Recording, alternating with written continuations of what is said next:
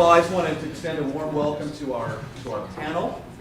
I'm Professor Sterling Bone, Professor of Marketing and the Director of the Huntsman Sales Academy, which you see here in the room. We have a lot of our Huntsman Pro Sales students that are here with us. So welcome to all of you, and special welcome to our panelists.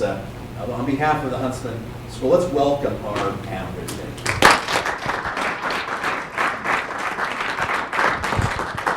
The format for this session is designed to be a little bit less formal, more interactive, and so I would like the panel to quickly kind of take a couple minutes and just introduce each of them to you as students, a little bit about their background, what they're currently doing, and we'll start with David.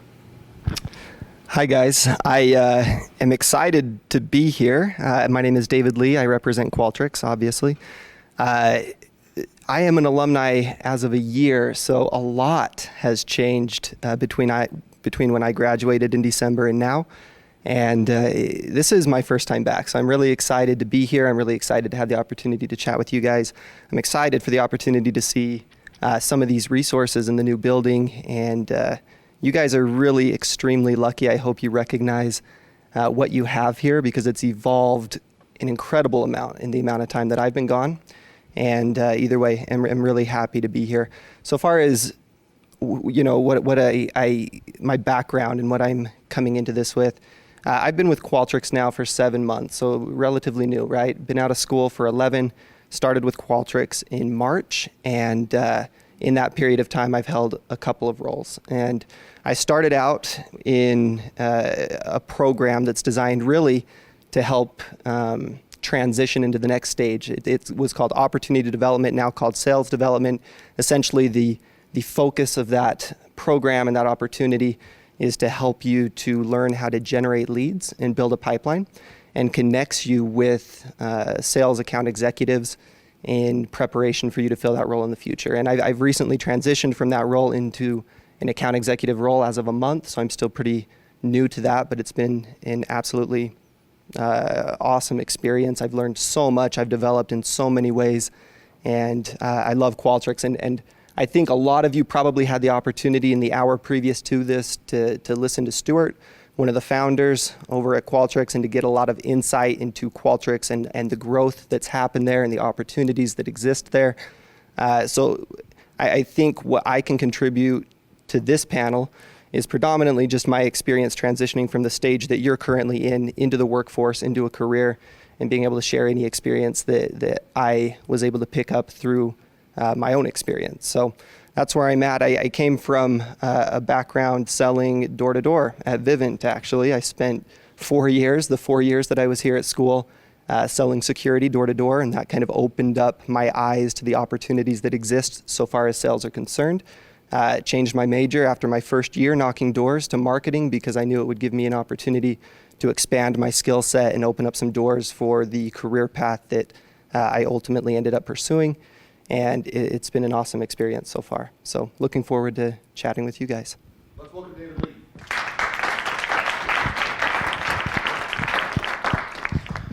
All right, good morning, everyone. It's good to be with you. My name's Tom Goldhardt. It's great to see what my increase in tuition contributed to in this beautiful building.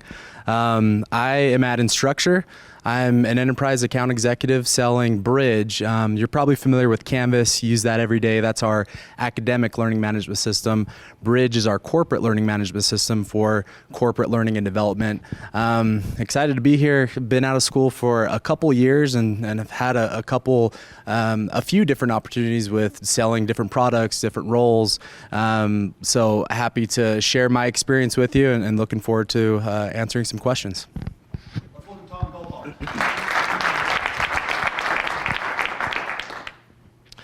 Good morning, everybody. My name is David Whittaker. I'm from a little startup. You may have heard of it, AT&T.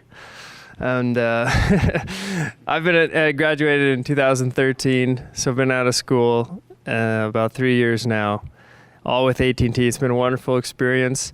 Exactly this time, 3 years ago, I was in your shoes, getting a job offer from AT&T. So just driving back to Logan. This is the first time I've been back here.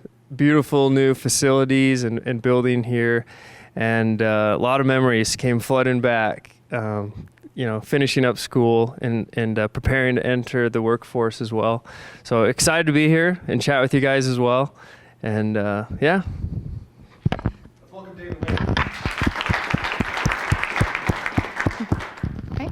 My name's Morgan Apachin, and I actually just graduated in May, so I got to enjoy this for like maybe a month, and then I was out of here. So it's good to be back. My background is that I never had an interest in sales. I mean, I really never did. And I was totally interested in marketing and advertising and all that stuff. And I got talked into doing a summer sales job for 3 years. And then I happened upon Sterling, and he kind of introduced me to sales and slowly but surely converted me along the way. And so now I work in sales at a company called Hendricks & Butler. It sounds like a law firm or something, but it's a furniture and interior design firm down in Salt Lake. They actually did help design and furnish all of Huntsman Hall. So the chairs we're sitting in, we did that. So I've been there. I actually started as an intern while I was still in school, and they were really flexible with me. So I basically drove all the way down to Salt Lake every other weekend to work with them. I met them when I was in one of Sterling's classes, so it just kind of evolved slowly but surely, and I interviewed like crazy and told them, I don't know where I'm gonna go, and they said, okay, well, here's an offer. And then I ended up deciding to stay with them, and I started officially full-time in September. So I've been there about a year, but that's my background.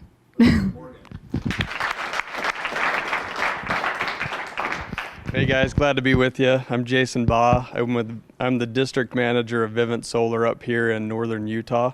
I grew up here in Hiram, so me and Sterling have a little connection there. He's living in Hiram right now, which is a cool little spot if you've been out there. Built a house up here, just up by Kevin Rice, if you guys know him. He works up here, lives in North Logan. And my background is a little bit different than a regular Vivint sales rep. I was a sales rep for Burton Snowboards before this, and even before that worked at Al Sporting Goods for 4 years. So I don't know how I came from the snowboard industry into the summer sales type of an industry, but the thing I like about Vivint Solar is that we've transitioned to a year-round program. It's not necessarily a summer sales program like what most people think of Vivint. My office is in Ogden. It's the hub for northern Utah, and we work every day. It's more of a professional type of a sale where we're with the customer multiple times, 3 to 5 times throughout a 3-month process. And so we get to know the customer really, really well. And I feel like it's the grown up to Vivint. I kind of feel like, it's just a little bit different feel. So it's not a slam in your face. It's more of a professional type of feel, and that's what I really like, and that's why I am with Vivint Solar. So that's a little bit of my background. Let's welcome Jason Baugh. I'd like to open up a first question to the panel. I'd like you to kind of paint a picture of the typical day. What's the typical day like for you in your job? In the audience, we have students that are becoming more and more familiar with sales. Some are coming from a marketing, some are coming from an engineering background or looking at sales. But maybe talk about what is a typical day on your job. And maybe we'll just start right here with Jason. You've got the mic there. Yeah. So a typical day could be a little bit crazy, but I like to start with the end in mind. So this is a very crucial part of having a successful day is starting at night and planning out exactly what you want to accomplish the following day. If I don't do that, I'm completely lost and things are not going to happen. So that's where I start my day. And I even start my week at typically 8 o'clock on Sunday night. I know I try not to work very much on Sunday, but I feel like that is a huge, huge factor in accomplishing what you need to make happen for the week. So that's where I start. Following that, obviously waking up about 7:30, so it's not super early, but I'm usually working pretty darn late. So right from the get-go is emails and responding to what needed to happen and putting people in motion for what needs to take place during that day. And then I'll get out and get with the team, run a team meeting, and then we get the announcements and updates and everything moving for the day. And then I'm out training, hiring, and dealing with my own customers and my own situations. So that's kind of a typical day for me, but it's always just it feels like a lot the same, but it has the same structure to it, which is really, really important. But it can take so many twists and turns. But if you don't have that basic structure and that basic foundation that you stick to, you won't be able to deal with the craziness of a career and different things that get thrown at you on a daily basis. So my day is never the same. I would say the stuff that is really true sales, there is a lot of time spent doing traditional calling, following up on leads, emailing, all that good stuff. I try to get out of the office as much as possible and really meet customers in their space, because especially what we do involves their space. So it's really good to kind of see it. But that's kind of the nitty gritty stuff. The fun stuff is that we kind of work with architects and interior designers and construction people. And so we work with a lot of different groups, and we really have to network within those specific groups to be successful. So a lot of what we do is hosting events at our building, going to events at other buildings. We do things called lunch and learns, where you basically just network and bring somebody lunch, like an architectural firm or something. So there's a lot of fun events involved, and those really run the whole gamut.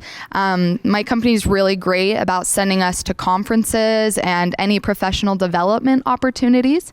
So any awards ceremonies that honor businesses and things like that, they always are open to sending us to those. And I also do a little bit now. I'm transitioning into a new role starting next week, where I'll do a little bit more lead generation. So I'm going to be a lot more on the digital marketing side. So it's going to be kind of 50% getting leads from online sources through content and things like that, and then 50% following up on those leads and transferring those to the appropriate salespeople. So it's kind of a mix. No day is ever the same. Okay, I'm actually going to take your question, Sterling, and branch it out to more of like a week, what a week's like. I also like to get out of the office as much as possible, but working for a Fortune 10 company, there's so many meetings and so much admin work. And so Monday and Friday are typically kind of an admin team meeting day, lots of calls with upper leadership, some customer appointments, but really Tuesday, Wednesday, Thursday, I try to just get out and see as many customers as possible. I'm in a moduled environment, so I don't do a lot of cold calling. I have about 90 mid-market, mid-sized businesses in northern Nevada, Tahoe region, and a lot of my customers, I can drive to in a half hour or so. So the middle part of my week is just going out, seeing customers, following up on previous appointments, and just building up. I'm sure funnel management, building the funnel, and lots of calls, lots of meetings. The more you sell, though, however, the more problems that come, and the more installation and billing issues. So there's a lot of juggling of topics. No sale goes unpunished, but it's surely fulfilling and rewarding. So that's kind of a typical work week at AT&T for me. So I'll take the same approach with a work week. So there's different stages of the sales cycle, and so throughout the week I'll be meeting with potential customers that I'm trying to obviously close and bring on as customers. And so there's a lot of strategizing, internal discussions with different teams that will be involved with winning their business. So there's a lot of that goes on. customer-facing meetings, so demos of the product, the initial discovery calls, all sorts of meetings with the decision makers. So the meetings with the customers, I would say that takes up the majority of my work week. I get out, my territory is the Midwest, and so I'm Texas all the way up to Canada. And so I try to get out to have on-site presentations a couple times a month, and so there's a lot of preparation that goes into that as well. There's a lot of internal type meetings, just like David mentioned. There's a lot of team meetings. My typical work week is working with the opportunity development or the business development team who's sending more prospects into my sales pipeline. So understanding who these people are, what they're looking for, preparing for the first time that I'll be meeting with them. So there's, just like it had been mentioned earlier, every day is different. And that's what I love about sales. It's different. It doesn't get boring. You're working with different companies with different challenges, looking for different types of solutions. So it's really exciting, fast-paced. But as mentioned earlier as well, the preparation and the prioritization and the scheduling of all that really goes into making a successful work week. But hopefully that kind of gives you an idea of what I typically do on a day-to-day basis. So Instructure and Qualtircs, fairly similar. Not necessarily in industry, but so far as the companies are operating and what a sales position might look like at those two organizations, pretty similar. So far as what I do on a day-to-day basis, what Tom just described would be very, very close to that. Tom had worked at Qualtircs and moved over to Instructure, similar background, right? What I think I'll focus on is you transitioning from school into a career. What you can kind of expect initially right out of the gates is, at least at an organization like Qualtircs, is for the first few months, and we can say 6 months is kind of an average estimation, what the company would dedicate that time toward usually would be really helping you, number one, to learn how to leverage the tools that they will provide you, LinkedIn Sales Navigator, Salesforce, some of these platforms that you've probably heard of but maybe never had any direct experience with. They're going to dedicate that time to training to help you get up and running as quickly as possible. When they bring you on, they invest a lot of money in you, to the point, obviously they're investing in you until you can become a profit center for them and drive revenue for them. And so you're going to take part in a lot of trainings that are designed not only to help you learn the tools that are going to be effective, help you to be effective, but also to learn the products of the companies that you're going to be using, right? At Instructure, it's a different product than at Qualtircs. It's going to take time. There's a learning curve to be able to master those products in such a way that you can present yourself professionally in a corporate environment when you're working with VPs and C-level executives at these organizations and finding challenges that they're facing and working as really in a consultative manner to help position your products in such a way that you're going to address those needs and fix organizational-wide problems. So that's a lot of it. You're obviously going to spend a lot of time, at least in the software space, doing lead generation, where you are mining contacts. You're jumping on LinkedIn. You're spending time researching these types of individuals, pulling up organizations, looking at specific job titles, doing what you can to pull from their profiles anything that's going to be applicable in a conversation when you cold contact them. I do a lot of cold contacting, probably 3 to 4 hours every day, committed specifically to making phone calls, and then setting up, lining up additional conversations where you can dive a little bit deeper into their current situation and the challenges that they're facing. So at least right out of the gates for the first 6 months, if I were to tell you what to expect, at least so far as Qualtircs is concerned, as well as a lot of these other software platforms, a lot of your day will be lead generation, preparing, learning, working toward transitioning into a role where you have the opportunity to dive deeper and further into meetings where you're demoing the product and where you're bringing on teams on their side and your side and being able to pilot these types of really big deals, right? $1 million deals sometimes. So that's what I've experienced in the first 6 months and have recently transitioned out of that. And for that, I kind of relay that to you because that's what you could expect at a lot of these organizations here in Silicon Slopes, right? So. Thank you. I know there's students here in the audience that you sell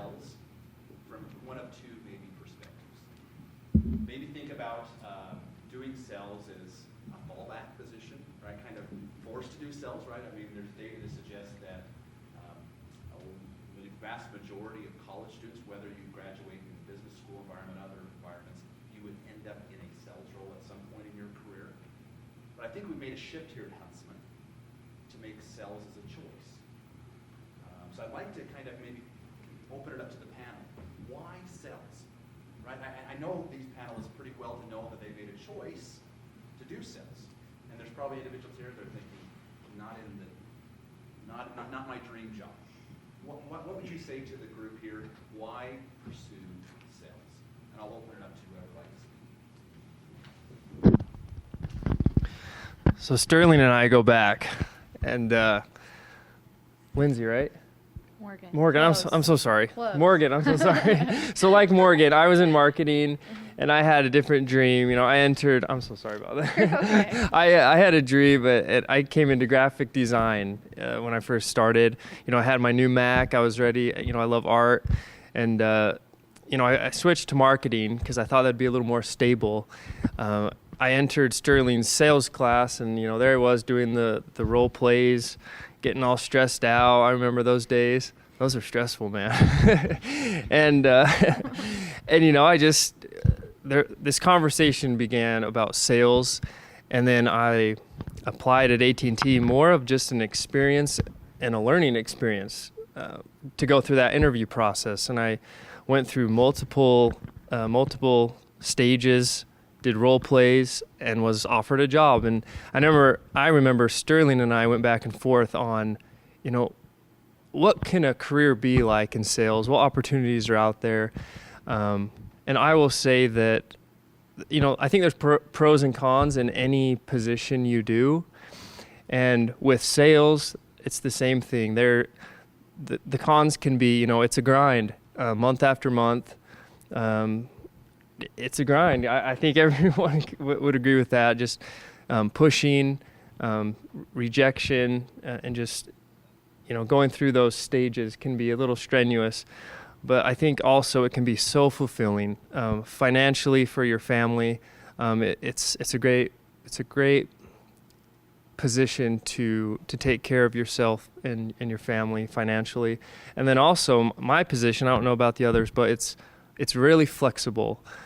So if I need to take care of things at home with the kids, my wife, or just other duties, I can do that. I can work from home if I want. And it really has opened up doors for future possibilities, I think, as well. And it just pushes you. Like Tom said, I mean, you're sitting in these meetings in front of VPs, C-levels, you're scared to death, and it is pushing you to the max to hone those skills, to hone those sales skills, those human skills, having these relationships, and it's fun. So I don't know. There's my 2 cents. I'll take it. Yeah, I'll take it. Morgan, there you go, Morgan. All right. Sterling, all right. I'm going to be real candid with you guys, okay? Super transparent. Okay. And I already said it in like the first 36 seconds I introduced myself, but I had absolutely no desire to be in sales. Even when I did summer sales, I had no desire to do summer sales. I just really wanted money, and I really wanted to not work when I came back. So I think I fought Sterling every step of the way as he was trying to push me and say, you're good at this. Like, why don't you like this? You're good at this. And I fought him every step of the way. I said, nope, I want to be in an ad agency. So just by a show of hands, how many people here are marketing majors and you're interested in true marketing? A few? Okay. And how many people are like, no, I really like sales? Okay, so it's about 50-50 split. All right. So for me, I definitely had to make that choice. Marketing and sales are going through a big change right now. I think marketing beforehand used to be a lot less technical, and nowadays it's kind of a requirement that sales and marketing have to communicate. There aren't these silos anymore, right? And we're seeing that as a growing pain in my own organization. They're trying to navigate that water too. And so for me, I think as I was interviewing like crazy, I would bug him all the time. I'd say, I'm interviewing here. What do you think? I'm interviewing here. What do you think? And I would definitely recommend that. Interview and see what you like. I mean, you're going to be able to tell pretty quickly when you walk into an organization whether you see yourself fitting there or not. To be quite frank, I interviewed at just about every SaaS company in Utah. I mean, I just was putting it all out there. And the more I met, and I was looking at that type of selling role, I struggled with it, and I was like, man, I don't know if I'm the right fit for this. I don't know if I can grind as hard as they want me to grind. I was really intimidated by that, right? I mean, he just testified it is a grind, and so I was absolutely terrified. I said, no, I just want to create cool stuff, and so I interviewed, and finally I found a place that I felt like I had the right balance. And so I'd say be open-minded. I mean, selling is not everything that you think it is, whether you're pro selling or you're not so sure about selling. Either way, it's not exactly what you think it's going to be, and vice versa. It's going to be that way with any job. And so I think just be open-minded and don't rush yourself. Take some time and don't let other people pressure you too, because a lot of my family was like, well, salary is the most important thing, obviously. And so I'm getting all this pressure, right? It's like, well, I got to be at the biggest and best company and the biggest and best role as possible. And I think that pressure is going to make you really unhappy. You have to do what you want to do. No matter where you go, if it's not something you're passionate about, you're going to get burnt out. So find a place that you fit in with the people, and don't worry so much about like the stigma about what that role is, like what that title is, right? Like focus on the people and where you want to go and your gut feeling when you go there. So that was long-winded. Jason, you want to take a shot at this one? Yeah, okay. So Brock asked me that same thing right over here. So why do I do this job every single day, right?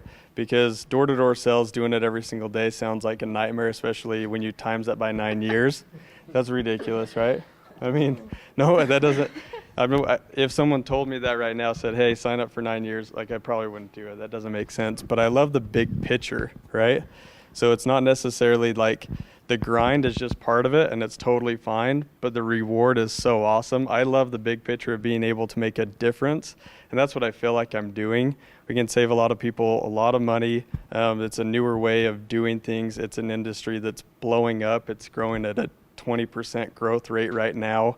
Don't quote me on that. I think it's even more. But anyways, it's really fun. So I just like the big picture, right? So sales is where you can really write your own ticket. Brock likes the freedom, and I think we can all agree that you can have freedom, and with freedom comes a lot of responsibility, because you have that freedom. So you need to make sure that you're clocked in and making sure you're making it happen while you're clocked in, because those other times when when you're not being, you don't have that manager watching over you, you're working at home, like you were saying, right? You have to have that big picture in mind. So, but also with sales, it is by far the best industry to be in, because if you're not selling, then you're losing, right? So you're either gaining or you're losing with anybody, with any conversation, with any person, with any interaction. You're either gaining ground or you're losing ground. So at that point, even with your girlfriend or your wife or your kids or whatever the case is, you've got to be a good salesman. The better salesman you are, the better relationships you're going to have. So whether that's like directly related to your paycheck or not, you have to be good at sales if you want to be productive and if you want to move up in any company, no matter where you're at or what position you are specifically doing for that company. Let's open up to questions from the students. This is your session. So what do you want to know from these folks? You can direct questions to specific panelists or to the panel in general. Let's go here down and then Caleb. Okay, mine's kind of towards, I think, more towards Morgan or David, just because I feel like you guys have transitioned. But I kind of want to go back to the competitive nature of sales, because sometimes that's one thing for me. I feel like with sales positions I've had in the past, it kind of feels like you're always hanging your job over your head. Like, hit these numbers or else you're gone. Do you feel like it is that way? And if it is that way, like, how do you deal with it? And then also, do you feel like you're going to So for me, again, I'm just going to be really candid with you. When I interviewed at a bunch of SaaS companies, I would say I narrowed it down. I interviewed at probably 11, 12 places my senior year total. And I narrowed it down to 2 places. And one of those was a SaaS position. And that was the reason that I had narrowed it down, was I felt exactly that. Now, some people thrive under that pressure, right? Some people just do really well with people pushing them and saying, look, you got to hit this, you got to hit this. I realized very early on that I'm not one of those people. I realized that when I did door-to-door sales, the days that I compared myself to whoever got the highest number on the board, I sold very little. And so for me, I think it was about realizing that I am not that person that thrives under that pressure cooker environment. And so that was my challenge, was like, okay, you want to do sales, and there's this stigma everywhere that sales is a pressure cooker, right? That you have to hit quota and it's either feast or famine. So I said, is it possible to find a place that it's not like that? And so for me, I narrowed it down to 2 places. One of those was a SaaS company, and they were very flexible with you, and it was more about developing you as a person, and they were really patient with you. And then the other, which I ultimately ended up at, was very, very flexible in that sense. So it's hard to describe it succinctly in one sentence to you, but I think you have to make that choice. If you know that you can't handle pressure of crunching numbers and going up at the board at the end of the day and saying who sold what, then get a feel for that organization. They're going to be honest with you about what their expectations are of you. And you need to be honest with them too about whether you're going to be a right fit. And for me, I had to be honest with some of the companies that I interviewed with and say, I don't think I would thrive here. I think I would get burnt out. And so I ultimately landed at a place that is not a pressure cooker and very much helps you along the way and doesn't hold it over your head. I mean, I'm still held accountable, of course. I mean, you're going to be held accountable anywhere you go. And if not, you should be concerned about that organization, right? So don't be afraid of accountability. Just be honest with the people that you're working with and with yourself about where you feel you're at, whether you think you should have pushed yourself a little harder or whether you feel like overwhelmed. Just be honest about it.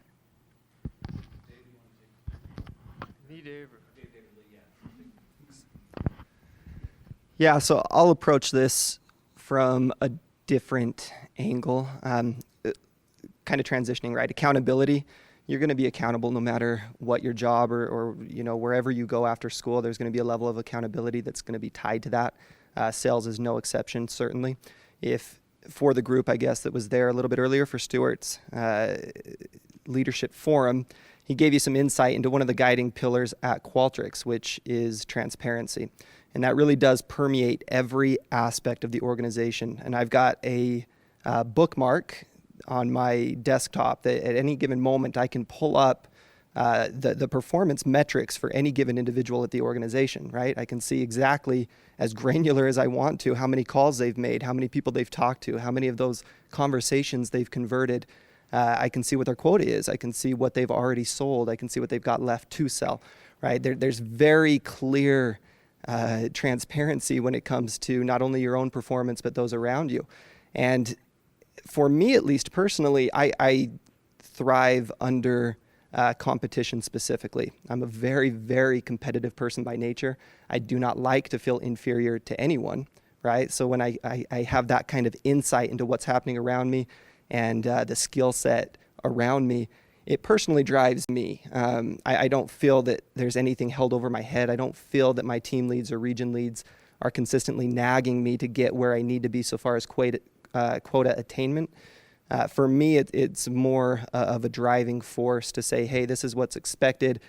But the perspective, the paradigm change is I want to blow through what's expected. I want to become a standout. I want to become an outlier. I want to see this as a target that I can move through and push through, and therein I'm going to see my own progression in my own career. So it's all about perspective. If you look at it like, you've got these quotas hanging over your head, yeah, that can be stressful. And if you focus on that day in and day out, your life's going to be fairly miserable. But if you can take that and look at that more as an opportunity to blow through what's expected and therein find your success and your ability to be noticed and to progress, I think you'll be more successful. So. Caleb, your question. Yeah. For every single one of you, whoever wants to answer, it's about work-life balance. So I graduated in December. I did summer sales with Vantage. And I've worked in phone sales as well. And sales, it sucks, it's hard, but it's amazing at the same time. So, especially hearing you speak, Jason, work-life balance sounds pretty limited. Is that just me assuming that, or I'm sorry, I'm not trying to call you out. Is that just me assuming, or what is work-life balance for you guys and in your position? Mine is a little out of balance right now, that's for sure. Definitely out of balance, but I feel like there's times when you need to have that out of balance. So it can't always be a really sometimes you've got finals, right, or whatever the case is, and that's a little bit out of balance because you gotta push through that hard part. But then you can once the finals are done, you can kind of regroup, make things happen, make that next game plan, and make that big jump for that next target that you're going after. So yes, my life has been totally out of balance for a little bit too long because of opening up Wasatch North, and it feels like a new product to us up here in Utah. But I just see kind of the finish line, and I actually it's not even a finish line, but it's just that next step, and I'm pushing for it, and I can see it, and I can feel the momentum building. So that's what keeps me going every single day. And I have a great wife that is so helpful. I mean, that she's maybe a great business partner almost, right? Because we kind of have our own things, but it's really about managing that situation so that we know exactly what our role is. And we've set that expectation up front so that, hey, I handle this part and you handle this part, but you're the manager over this section. So if you need help from someone else to be able to get this job done, whatever it may be, even as simple as dishes or whatever the case is, let me know, because that's not something that's going to be 100% on my radar all the time because I have other things that are on my plate. But I'm totally happy to help out and make your load easier, but you just gotta let me know. So it's all about communication and setting that up front. And so yeah, out of balance sometimes, and I think that's a good thing. I think that's a good thing to have, because if it's I watched my dad at ATK, and he was really, it was for quite a while, it was really kind of almost like a 9-to-5 type thing. But it was really there wasn't much that was really pushing him for that next step. And really what happened to ATK, if anybody knows, it just pretty much went out of business, right? So there wasn't those big out of sync, out of balance times. And I think that's a good thing to be in. If you're out of balance, I feel like that's a good spot. You're pushing, and you're growing in some category. So I actually like being in that uncomfortable spot. Say one thing really quick. So in sales, you get kind of into your day-to-day. You're dealing with customers. Maybe one thing of advice that I would say is just outside of work, strive to do the things that you love to do, whether it's with your family or hobbies. Just try and keep those things there as well. I think that helps life be fulfilling. I love art, so Comic-Con fans, you guys know what Comic-Con is? So my manager found out that I do art, and I was starting to get it out there, and I wasn't going to really tell anyone, but I actually came out here to Salt Lake Comic-Con in September and sold my art, and she thought that was so cool, and she told all the VPs. So now I'm doing these art projects at work for so it's been pretty fun. But yeah, definitely work-life management is something to always keep at the top of mind. Just striving to be better at time management and keeping everything in perspective. Go back to another question. We'll get as many questions here, and then come down to Schultz. Introduce yourself, I don't know. I'm Jason. I just had a question for you guys at the door-to-door. How correlated, I guess, was your success with door-to-door sales to your careers in didn't do door to door. I didn't. You did? So just so that I understand, is the question, if you did well at door-to-door, would you translate into the business-to-business sales well? Okay. I don't know that I would say that. They're so different. They are so completely different, right? Going door-to-door in a community and chatting with homeowners is not the same as speaking to C-level executives, about organizational-wide problems. So they are very different, but I'm so grateful for the opportunity I had to do door-to-door. It was... If I did it again, there's a lot of things I would do different, but that's not one of them, because it really, really opened up my eyes to the opportunities that existed in sales, and it afforded me opportunities that I know that my peers here at school did not have simultaneously. And I entered that specifically for one reason and one reason alone, and it was because I'm not as bright as a lot of you, and I wasn't on scholarship. And I needed to pay for school, and it was the only way that I was going to go out and make the money that I needed to that quickly. And, it was a very rewarding experience. I wouldn't trade it. I'm glad that I'm not doing it currently. There's a reason I transitioned out of that into business to business, but it was an awesome opportunity for me. But success in that field does not necessarily transition as well over to B2B, just because they're pretty stark contrast. So Morgan and David both mentioned how you guys have already had different positions within your companies, and Tom, you've mentioned that you had a few different sales positions in the company you work for, and you, for those I guess who have been in their current industry or working with their current company for a little longer, how have you guys been able to progress within the company position-wise, and where do you want to go in the future ultimately? Yeah, good question. So just to give you an idea of, at least for software as a service, SaaS tech companies, what a typical sales career looks like, the entry level position is business development. You're either cold calling into accounts for the account executives, or you're fielding inbound leads that are wanting to meet with account executives to see the product and to go through that sales process. So you'll typically start in that position. And then the next position is to become an actual sales rep or an account executive. And then there's different levels of, the size of companies that you're working with, different territories. And so there's different opportunities within that account executive position. And then management after that. So my career path, I started in that business development, went into the account executive. This was all at Qualtircs, and then left Qualtircs for a new opportunity at Instructure with a new product, and started on their smaller mid-market account executive team, and then transitioned into an enterprise role working with bigger companies. And so that's kind of the path that I've gone down. The next step in my career is I want to be an individual contributor, meaning I want to remain a sales rep for the next little while, just because there's a lot of things that I want to accomplish. And then after that, I want to become a sales manager, and eventually I want to run an entire sales organization. So that's kind of my career path and a typical career path in sales. Does that answer your question? Yes. Stuart talked about this up there. So it's about letting your employer know what you want to do, right? And as hard of a conversation that may be, there's a book, Crucial Conversations, right? It's really good. So you just need to be good at selling yourself and your picture, your big picture with the company, and they're going to be more than happy to help you get to that spot. Just like Stuart was saying, he's like, if you don't know, then they can't help you. But if they know what you want, everyone is going to be more than willing to help you out and get to that next spot.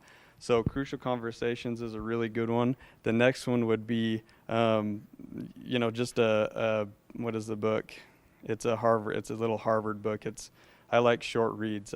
I'm like a magazine, like clip type guy, so I got to pick the small books that are really easy.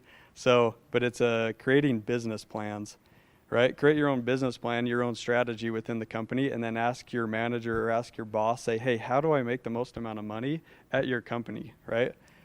They're gonna love you. That's a question that they would love every single employee to ask them.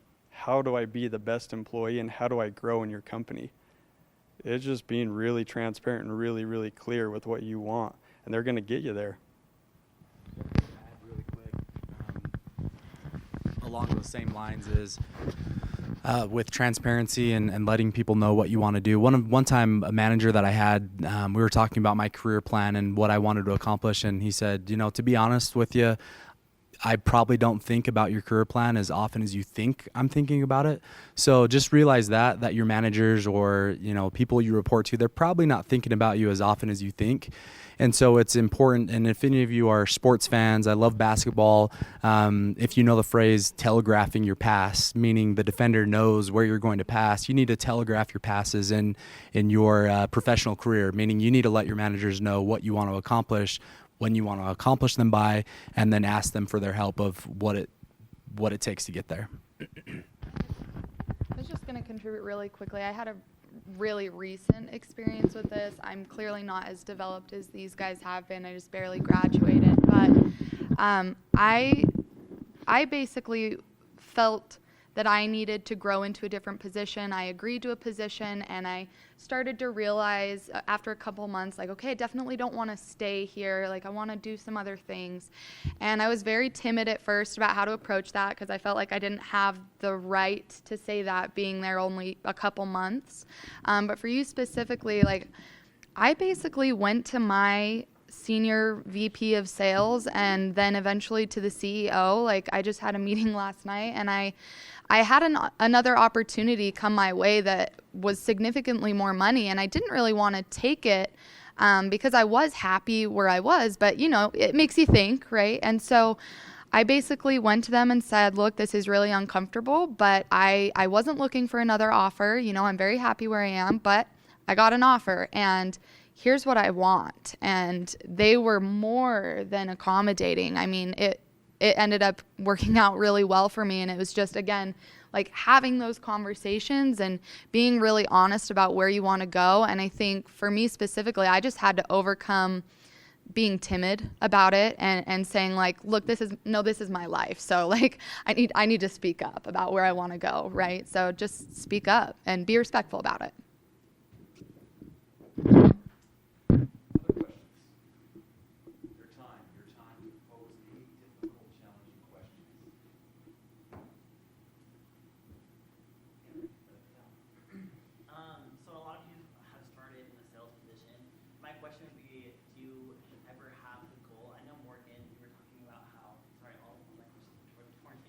We'll chat. But do you ever see yourself transitioning into more of just marketing, or do you see yourself becoming like higher up in sales? That was what the position was offered. It was at the marketing agency of my dreams. It came totally from left field. I was not expecting it, and I had to have that conversation, and I felt like Sterling said, like, how did you make that choice? I thought I had already made the choice, and then I had to make it again, right?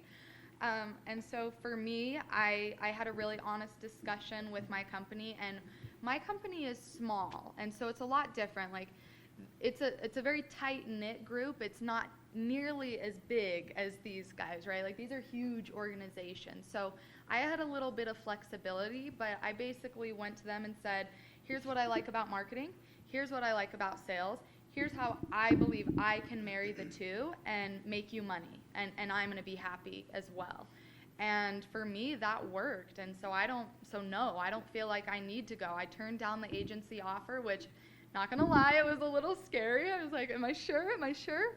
But at the end of the day, like, I'm happy where I'm at. And what more can you ask for? I literally got to write my own job description after having this discussion. I don't know what else you could ask for. So no, I'm happy. So if you can find somebody that's willing to let you marry the two, if that's what you're interested in, then absolutely go for it and be vocal about it. We just have time for maybe to ask the panel each to reflect on the following question. Right, what advice do you wish you would have received at their stage? And what advice would you share with them that would maybe help you or help them maneuver through this next few months, year, 2 years, 3 years, whatever it might be before they land into a job? So just open advice, just share it. Yeah, so I would recommend first and foremost, and it looks like you guys are already, because you're here, right? That's an indication that you're on the right track. Leverage the opportunities, number one, that the university is giving you to gain exposure to the opportunities that exist, right? So far as jobs are concerned. Number two, leverage the relationships that are available to you. And for me personally, I just kind of went to school. I did my thing. I went for my degree so that I could transition into the workforce, and that's what I was there for. And, I didn't put in a lot of effort beyond that until my last semester in school, when I realized, it's time to figure this out. It's time to make that next step. And I connected with Professor Bone, and he was integral in my own experience and my own transition. And you have a lot of opportunities. The fact, again, I've seen a lot of evolution even in the last year from when I was at the university and now, to have some exposure to a lot of really tremendous companies that I don't know how to express what exists here in Utah. It's rare what we have here in Utah, and the opportunities that are here and the companies that thrive here. It's definitely unique, and the relationships that you have at your disposal that can help you get to the next step. Professor Bone lined up opportunities for me to interview frequently, which was integral in my ultimate interview with Qualtircs, where I landed. And he lined up lunches for me where I had the opportunity to interface with potential hirers. And, all of those things contributed ultimately to where I am now. And I didn't leverage that until my last semester. I was apathetic throughout my university experience. And if I were to give you any recommendation, it would be to leverage the resources that are at your disposal currently, build relationships, use those, use the alumni that exist. There's a lot of recent alumni in these companies that you can reach out to. Personally, I'd be happy to help any one of you. Tom helped me when I got to that point. I knew Tom had been at Qualtircs. I had heard through the grapevine. I sent him a LinkedIn message and asked him what his experience had been. I asked him why he left, right? And he gave me some honest feedback, and that contributed to where I am currently. So leverage the professors, leverage the alumni, leverage your peers, and leverage the opportunities that the university has afforded you in order to make that transition.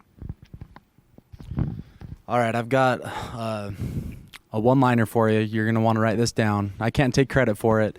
One of my mentors told this to me, and I don't know where he got it from, but when you start your career, and I would say this throughout your entire career, don't chase money, but chase success, because when you chase success, money always follows. So that would be my main advice to all of you, is when you're looking for a job, you're going to get some different offers. Some will be at this point, some will be at this point. Look for an opportunity where you can learn and you can grow and you can develop into whatever you want to be in your career. Because once you stop learning, once you stop developing, once it's just a little stagnant and you're just in a rut doing the same stuff every day, you're not progressing in your career, and you're probably not going to be making money. When you are wanting to be successful and you're moving up and advancing, and you're doing things in your career that you want to accomplish, then money will always follow, and you'll be able to hit the financial goals that you have. I remember when I graduated, my wife, she's a nurse. She makes decent money, and my first year out of college, she made more money than me. I was like, man, this is the worst. But I took a job that I knew I was going to learn and I was going to develop, and it led to more opportunities. And now these opportunities are developing into different types of opportunities, and I've hit the financial goals that I've had in mind when I graduated college. So main advice is don't chase money, but chase success. My wife's a nurse too now, man. No, it's a good question. Be involved, network, join clubs. I mean, like Dave said, leverage the resources. I look back, and I was in the marketing club, the entrepreneurship club. I tried to push myself, join those sales competitions, and yeah, just I think back, I probably would have tried to network more and try to get in with more businesses and try to grow more relationships with those types of people. And then also just try and hone your skills, hone your hone your passion, what you want to do, what you're passionate about. Go chase those things. So I graduated, and I lived in Atlanta, Georgia in 2014, and it's crazy to see where a career can take you. So my wife and I just packed up and drove to Atlanta, and we lived there and experienced so many different things. And we lived downtown, and it was just interesting to see, where life takes you when you take kind of a leap of faith. I guess you could say that. And so that could just a couple of things to think about is just strive to network more, just be involved, because opportunities absolutely will present themselves when you do those things. If you're just kind of stagnant or don't want to put yourself out there, I don't think the opportunities present themselves as much. So there's my 2 cents on that. I agree with everything these guys are saying, so I won't nail. The one thing I do want to nail again is network. I mean, you're off to a great start by being involved with Sterling, but I can't speak to his connections enough. I mean, he introduced me to anybody and everybody I needed or wanted to meet with, so that was really helpful in looking for a career. And then I think second to that is get outside of your comfort zone and don't be afraid. Like for me, the biggest difference came when I was willing to drive all the way down to Salt Lake and like just see some of these companies. That to me, it was like, well, there's nothing in Logan, so I kind of have to. But to these companies that I went to visit, they were like, wow, you drove all the way down here, And so don't be afraid to like go out there and get some face time, because that helps set you apart to begin with when you're looking to get hired. And then I think especially networking to the extent that I met a lot of great people just when I was hunting for a job. And I mean, we're all in sales, and Utah's a small community. And so there were people that I left a great relationship with, though I didn't take the job or whatever it may be, that now that I'm in sales, it's like, oh, we're pursuing this client and do we know anybody there? And it's like, oh, well, I'm actually on good terms with the head recruiter and let me see what they're doing or whatever, I mean, that's the name of the game, right? Just knowing more people, more connections, and always make sure to leave on good terms. Even if you interview for a place that you weren't interested in, and after the interview process, you're still like, no way, like I'm not interested in this. Be polite, be professional, go out of your way to leave a lasting impression on that person, because it'll pay off down the road. Yeah, all those answers are really, really good. So I have 3 simple things. One is do what you say you're going to do. So get good at that. That's big. That goes a really long ways with every single person that you interact with. The next one would be to earn your job every day. So make sure that when you wake up in the morning, you're going to earn that job like it was your first day or like it was your last day. You're gonna make it happen every single day. And the third thing is get good at taking a complicated thing and making it easy. That's where the money's at. In any field you look at, taking anything complicated, a very complicated question, there's a lot of answers even with that question. Take the complicated situation, make it really simple. That's what's sellable, and that's where the money's at. Thank you, all of you, church students, for being here. This is one of those milestone days here.